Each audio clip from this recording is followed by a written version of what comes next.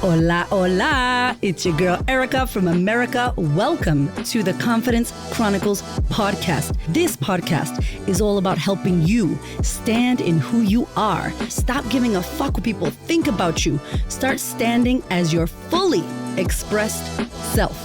As you are, queen, as is. There is no filter needed. You are fucking awesome. And I am here to remind you, I'm a confidence coach, a business mentor, a speaker, an author, and I am obsessed with women standing up, showing up, and creating their confidence. And I cannot wait to dig into today's episode with you.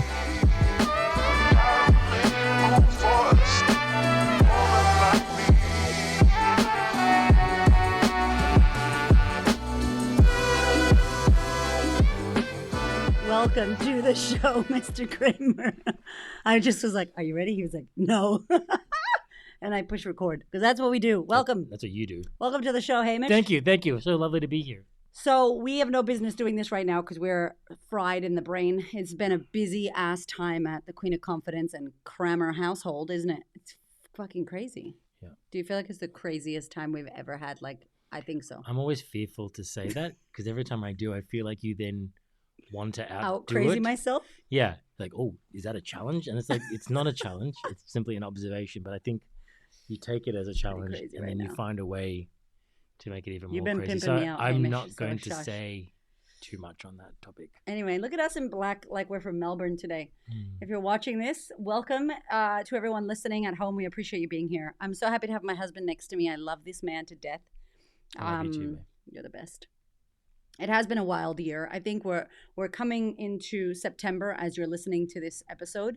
And before we even get into it, like we're just having a what do you say in Australia? A yarn. Chinwag. We're just having a yarn. Having a chat. But before we get into it, I think it's important if you're listening to this to reflect and just check in like, yo, it's September 2024. Holy shit. Holy shit, if you rocked with us at the beginning of the year when we did our goals and intentions, which we have done every year for the past 4 years. Yeah. How has this year been for you? I think it's a very important question to ask ourselves as we start approaching the end of the year. And it'll be like November will be here before we know it.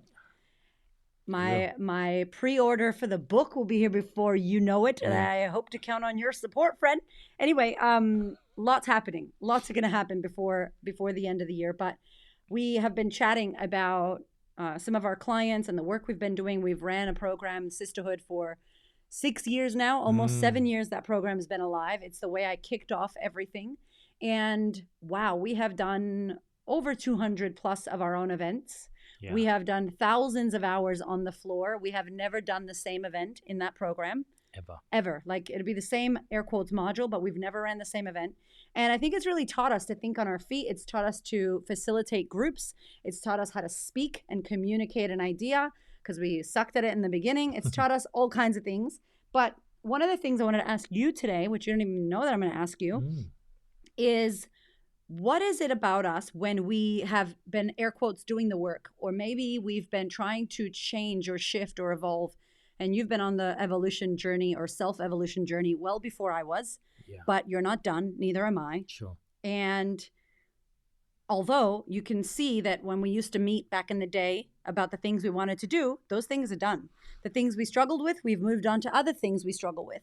So my question to you, Hamish Cramer, is why do we as people continue, or some people continue to struggle with the same shit, and it's been there for years and we can't seem to change it? We can identify it. We can say, journal, we can talk about it. We can write about it. We can say the right things, but it's still fucking there. I don't know why people don't do it. If I'm going to be honest with you, I don't know why. Write in and tell us. I'm sure there's many reasons why. Yeah. People don't do it. Maybe they're not aware of it. Maybe it's too painful. What I do know and what I do see is that there's a lot of people talking about the work, thinking about doing, like changing themselves, lots of books, lots of seminars.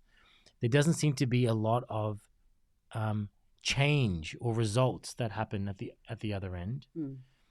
And I think for me, the missing component has been has been really embodiment. I think there's a lot of people that understand things conceptually, and I think that's where they stop. And I don't think there's a lot of people embodying. And I think we live in an era maybe where there's so much information, and there's so many perspectives, and there's so many ways to look at the same thing. And I think people maybe get caught on this journey of finding the next thing or the next insight that's actually going to help them live a better life or help them change. And I think what I've learned over the years in my own journey is that it's never been the thing, it's never been the content. It's been that choice that I've made to take whatever it is I've got and embody it and really go, I guess, within and shift from there. So like an inward shift. I think all shifts are inward. Yeah. And I think this is where, I guess why I'm a big fan of my own work, which is the body. Yeah.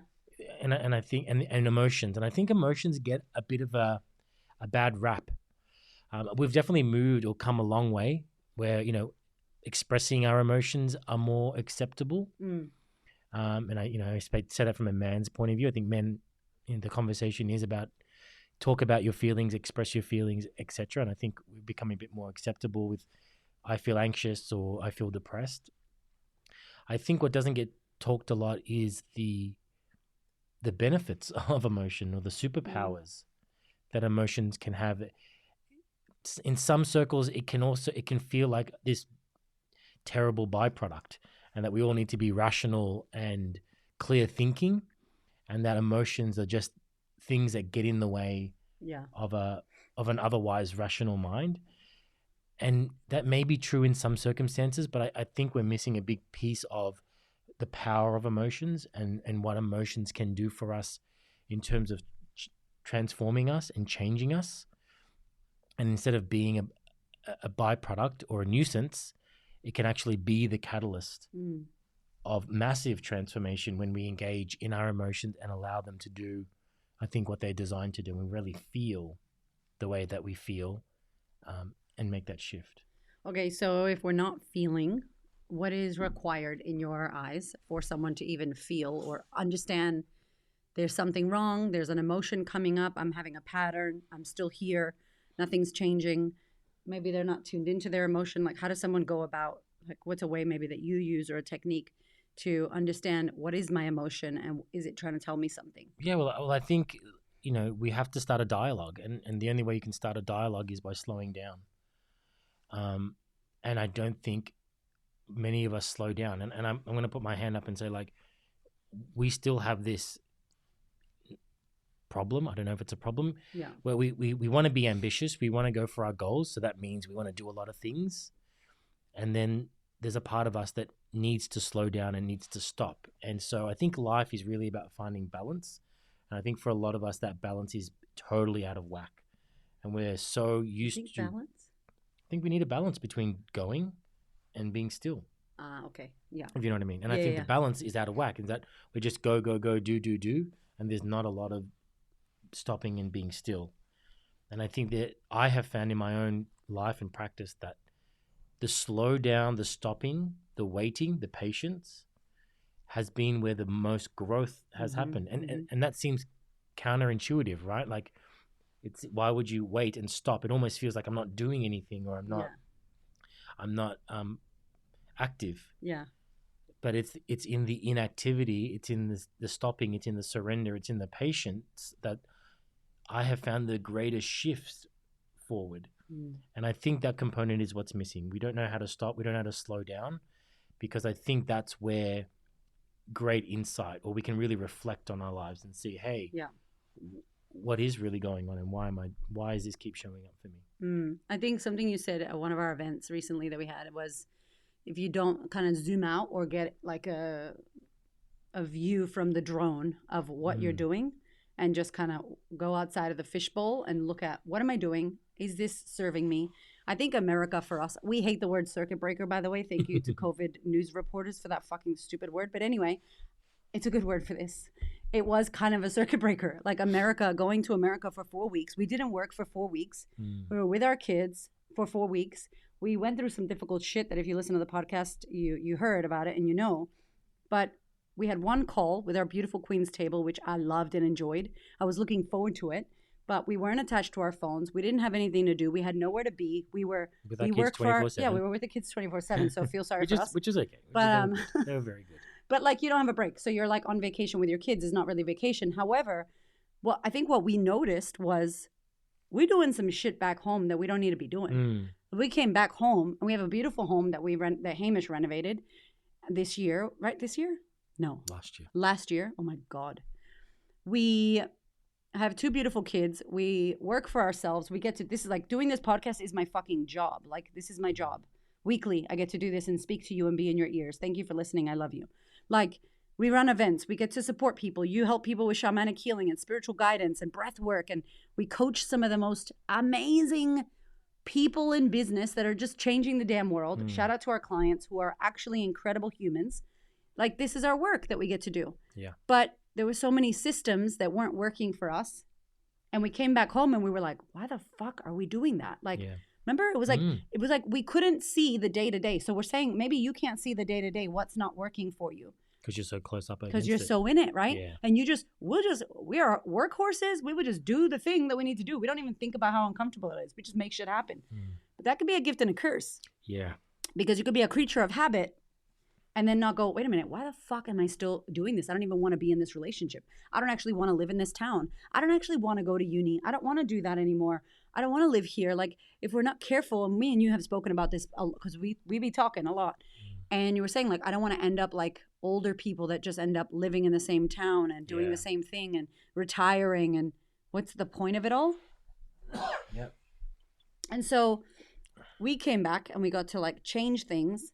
And it was very uncomfortable for the kids and for us to go, we got to streamline everything. We had to call in support. We had to structure our week. We had to really do something different. And because of it, we've seen complete change in results. Totally.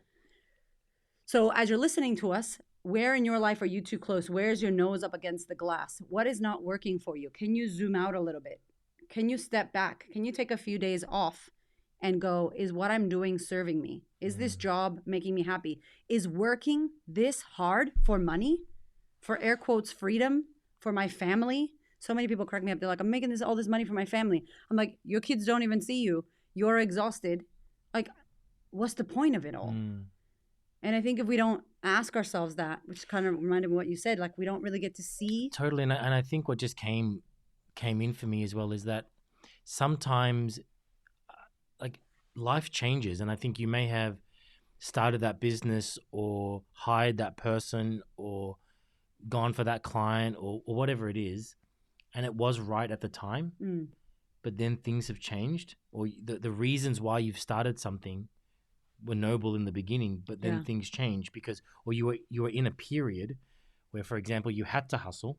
Yeah, right. I remember that. For example, like you have to hustle because things weren't good, but then things become better, and then you keep hustling because maybe you're so afraid of being in that position again, or you haven't stopped for a moment to reassess things. So it's almost like our strategy or our focus on why we did something to start something is not the case now, and then we just keep doing it because we've always done it, or we think we need to do it, and really it's actually doing more harm than good now, rather than being a positive. Well, it's like what they say, what got me there isn't going to get me here. So like the strategies that got us to 6 figures are not going to work. When we were moving to 7 figures, they didn't work. Yeah. We're moving to 8 figures, they don't work. And so if we're not careful, because as creatures of habit, we'll just continue to do something. And so maybe if you're noticing right now in your life that you've been wanting to change, but for whatever reason, you have the awareness, maybe you have the mental intellect, the mind understanding, I don't want to be in this relationship. I don't want to do this anymore. I'm so tired of this. But has anything landed and shifted for you in your reflection? And I think we can get very heady. And you're kind of saying the first step is to get quiet. Yeah, I think we got to slow down because, and if you think about it, going faster it hasn't worked, right? It feels dangerous though. If somebody's in like, what? Stopping is like, I'm going to get killed. Totally. Well, that's that fight or flight response, isn't it? That's that stress. It's like, if I stop, I'm going to die. And I think, we can continue down that path, and I think then there's consequences to that. That's So gonna give you a heart attack. it's up to you, right? Like, and I think humans, we're much more intelligent than that. We have a larger brain. We're not reptiles. So I think you have to face yourself and really go, is this really working? And try something different. And I think slowing down and taking a deep breath and reflecting and contemplating on where things are at, I think is a vital part of growth. What's a question? What's a question if somebody's writing, because I know the listeners love to journal, what's a question someone could ask themselves if they were trying to contemplate on what's not working for them anymore, where something may need change? What could we think about? What's no longer working for me? What's not serving you? I would be clear about what's taking more energy than it should. Like, what is taking more of myself than it should? Yeah. Or what areas do I feel like I'm just constantly hitting up a brick wall against? Yeah. Like that feeling of just like I keep pushing and I get pushed back, or take one step forward and two steps back. Like that kind of feeling of like just not going anywhere. Yeah. I would become really clear about, especially if it's been going on a long time, what that area is and what have you been doing about it. Because I think that's a telltale sign of, okay, something's not working. This in whatever I'm doing, it's not working. Like too much resistance, or it's too not much cutting resistance. through. Yeah, I'm not breaking through. And I get there's a the flip side of that. People might say, oh well, you've got to just persist, and once you keep going and break through the wall. And I agree with that. And I think it's a dangerous sword to hold, because again, being resilient and pushing through and persevering, these are all wonderful characteristics, but they can also be at your detriment if you're going in the wrong direction. Yeah, yeah. I think the universe has helped us a bit in recent, because maybe this could be in business. You're doing something, or you have an offer and it's not working. And no matter what you do, it doesn't work. Or you're trying to pursue this relationship, and you really want to love this person, and you want to believe that they're good for you, and you want to believe that they're a good person, and you have all the potential, but they continue to prove to you who they are, and you don't want to listen. Or maybe there's a friend and you're like, man, I'm getting my spidey sense that this person doesn't care about me. I have no boundaries. Like, different areas of your life, this comes up. And it's really important that you listen when you get that poke, or it'll stab you and you will start bleeding out. And I will put my hand up to say, many times I've had to get stabbed, like stitches stabbed, because I'm not listening, because it doesn't have a sound or a voice. It's so silent. It's just sound. Subtle. It feels like struggle. It feels like this is hard. It feels like you're fucking trying to make the river go upstream, and you're like holding the waves, and you're like, oh my God, I'm sweating. It's not flow. It's not power. It's force. Like that book, Power versus Force. Totally. Fuck, it's like you're forcing this shit. You're making this relationship work. I'm gonna make it work. And I'm a fighter, my friends. I'm a fighter. I love a fight. I love to push and kick ass and make it happen. But it's like knowing how to listen to that word, like subtle. Is this actually working? Am I actually happy? You asked a beautiful question today, and it fucking hit everyone. The tears started flowing. They did.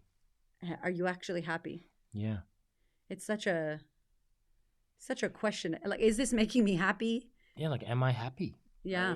And you can see it on people, like they may not look happy.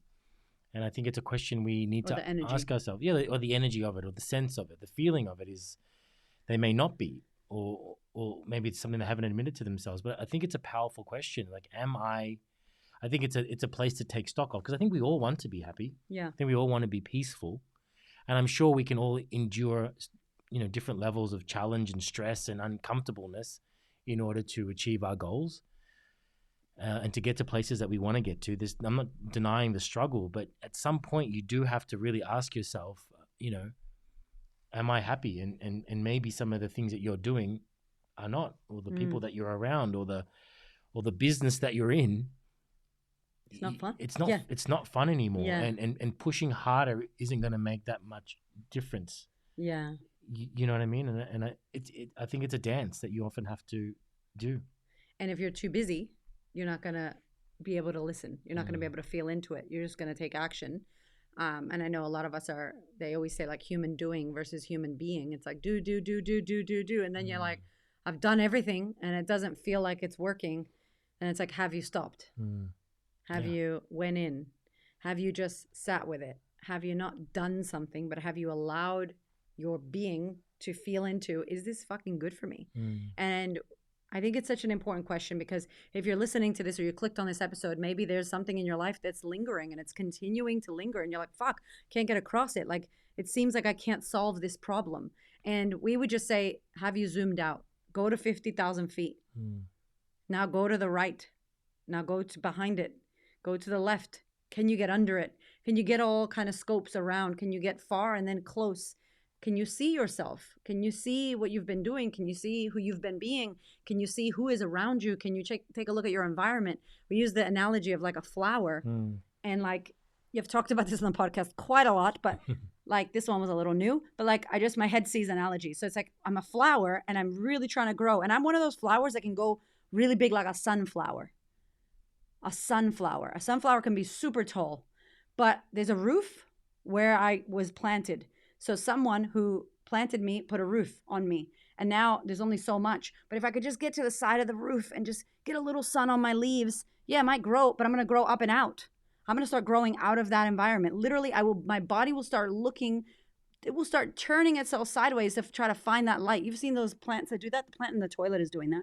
She's like trying to leave the toilet. She's like, can you get me into the light? It stinks. Poor plant. We should move her. We hear you, girl. We hear you. But it's like, they're trying to move. And it's like, at the end of the day, you can get a little bit of sun.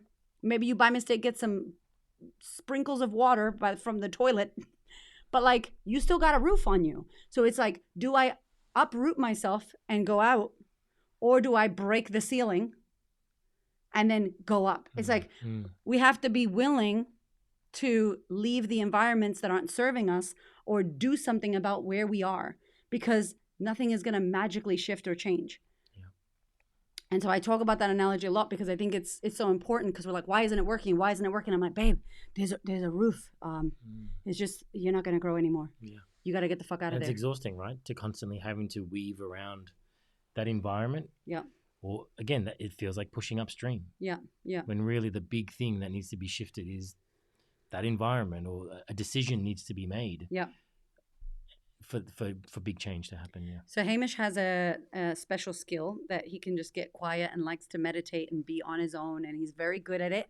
He looks after himself. My husband, he makes from 9 till 9:30. Daddy is in meditation doing his thing, and we know that if we want Daddy to be happy, Daddy has to do the breathing. It's my morning ritual. He also needs coffee, and everybody needs something different. I need communication. I need hugs and booty grabs. And Hamish needs space and time to be with himself and stretch and do his thing. And so for anyone listening, as we wrap this up, what can you share around maybe making that quiet time, that reflection, contemplation, to even start like, fuck, I want to change something. I want to work on this. How do I get insight? Maybe my mind is busy. What do you recommend about like some of the practices you do? I mean, yes, I'm an avid meditation teacher. I love breath work. I love exercise. So I guess it's a big trial and error. I think what I've noticed is I've found those things over the years that have really worked for me. And whether it's been with myself or working with my clients, when I ask them, have you been doing those things that make you feel good? Often they say no. So the first place to start for me is always like, you have to know thyself. You have to know, what are the things that make me feel good? It might not be meditation. It might be something else.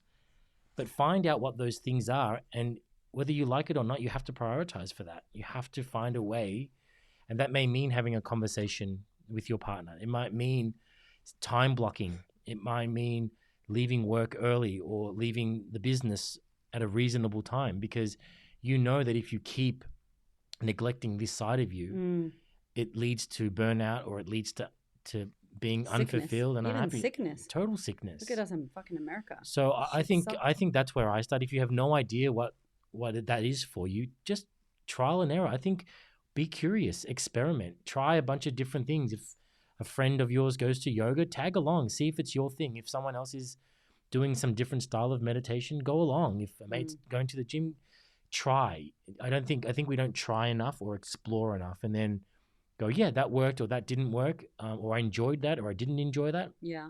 And then I think then once you do that, you can then make an educated decision about what you want to continue to do. And so I know that for sure exercise for me is very important. Yeah. It makes me feel good.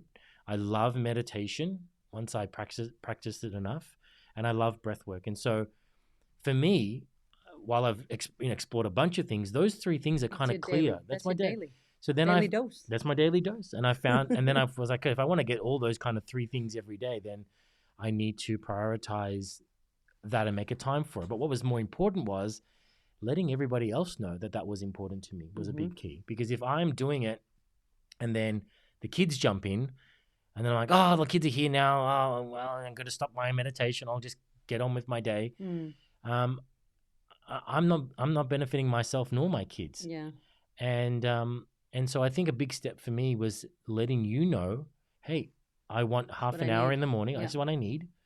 And actually letting the kids know, hey, daddy's going to meditate, so don't disturb me unless there's an emergency. At night. It's so cute. And I think it's been a positive impact for them. Yeah.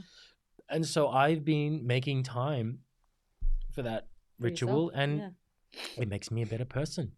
And every now and then it doesn't work and I change it. It's not like I stick with the same ritual. If I find that I'm doing something and after a while it loses its shine, then it's time to shift things up and add a bit of variety. But I think we all deserve to give ourselves time and set up some boundaries where we can do the things that are important to us. Yeah. And I think if you start there and work out what that is, I think it can be a game changer for you. Well, what a good segue, because I did do an episode called Do the Things That Make You Feel Good. Literally, like, don't stop doing the things that make you feel good. I did an episode about that, so I will link it in the show notes, because one of the most important things is knowing, what do I need? What makes me good? What makes me feel good? I don't need that like Hamish does, but I might at some point in my time.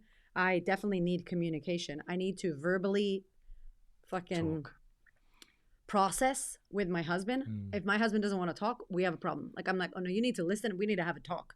Like, I'm always talking. And I know my husband, Hamish, needs space. He needs space and he needs time. And I need closeness.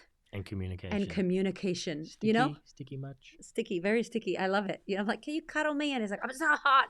But like, fine. I'll give you the space and time after you cuddle me. But like, it's beautiful because I know what I need. But also, I can't walk around the house pissed off and grumpy because I don't have what I need and blame my family or my husband or whatever. I also need to not be on my motherfucking phone before I get my ass to the gym. It's on airplane mode and I go to the gym, because then the emails start coming and the messages start coming, and I'm a do it right now kind of person. And that's dangerous for out of office hours. So I think hopefully what you're getting from this is check in with yourself. What do you need to make you feel good?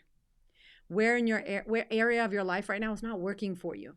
Where do you have a roof that's blocking the growth that from you exploding into the beautiful sunflower that you can be?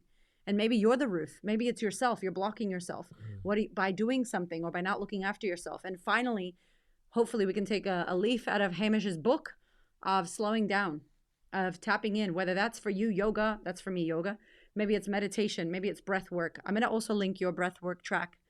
Hamish has a beautiful free download if you want to get into some of the breath work that he's doing, and it's just amazing. And I've sent it to so many of my high level clients, because if you run a business or you are a high level leader or you're running people, high achieving person, please do not think that you can outwork this shit. It will burn you out. It will fuck you up. You will not last in the game. You will fizzle out, or you will your nervous system will be shot. So like, looking after yourself. Also, I take all these supplements and that's helped me a lot. That was new for me. And like acupuncture.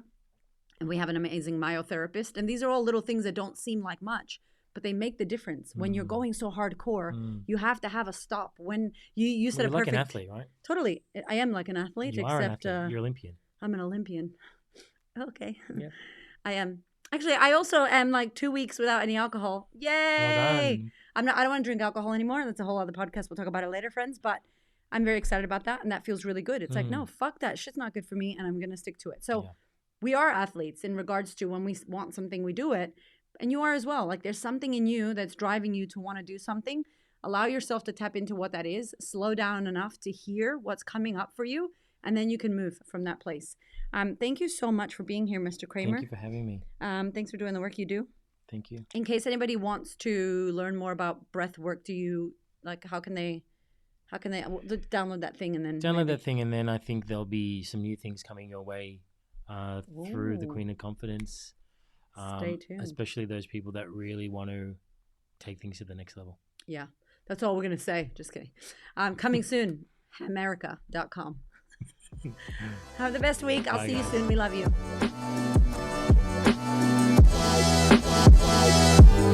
Thank you so much for listening. I freaking love you. I appreciate you. Thank you for your ears and your energy and your attention. Thank you for letting me into your world. And thank you so much for listening and tuning in to this podcast. There are so many podcasts you can listen to, and I deeply, deeply, for real, appreciate you listening to mine. Do me one big favor, one big thing. Please share this episode or this podcast with a woman who you know needs to hear this. This is my mission on planet Earth, to serve as many women as possible so that we could show up, stand up, speak up, and create the confidence and the life that we desire. I appreciate you, my love. I will see you on the next episode.